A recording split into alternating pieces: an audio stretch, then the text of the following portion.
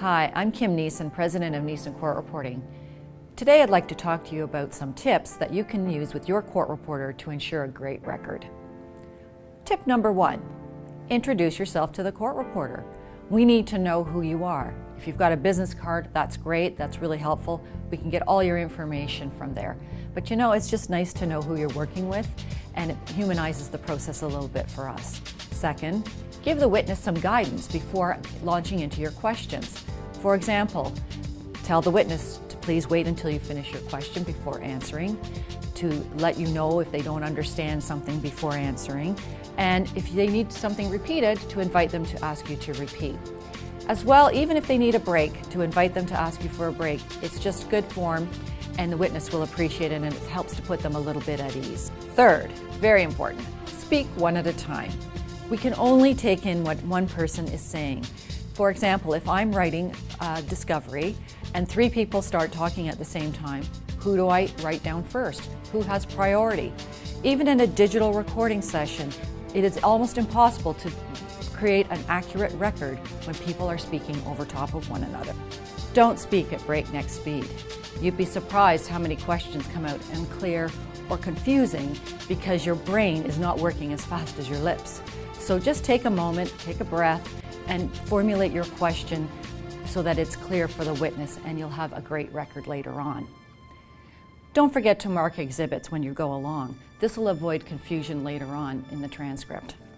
One of my favorite things to talk about is under advisements, undertakings, and refusals. I can't tell you how many times as a court reporter I've heard phrases such as same as before or no answer given at all.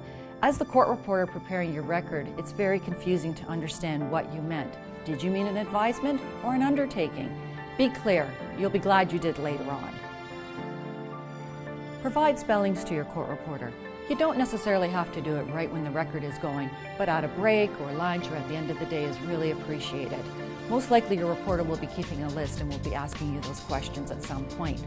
This is also really important for those of you who either have a law clerk or a junior who is going to be preparing the transcripts later on for use in court, for example, or preparing a factum.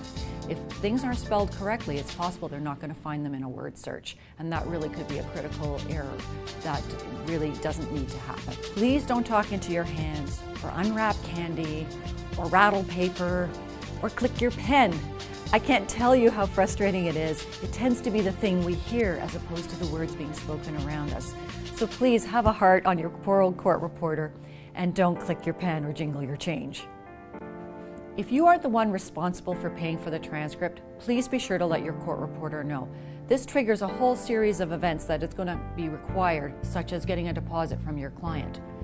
The Law Society Rules of Professional Conduct require that if you are not going to be responsible for paying that bill, you are to declare that before the transcript is ordered. And last but not least, thank your court reporter.